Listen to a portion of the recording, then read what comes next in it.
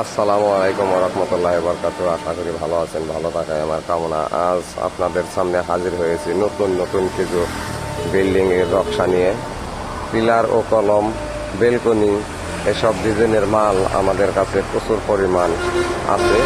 আর আমরা সবচেয়ে বড় কথা হলো আমরা সম্পূর্ণ মালগুলাই সিলেকশন বালু, লাল বালুগুলা এগুলা দিয়া তৈরি, সূক্ষ্ম মিস্ত্রি দিয়া আমরা সেটিং সহ আমরা করে দিতে পারবো। শুধু এই ডিজাইনগুলাই না, আরও অনেক অনেক ধরনের ডিজাইন আছে।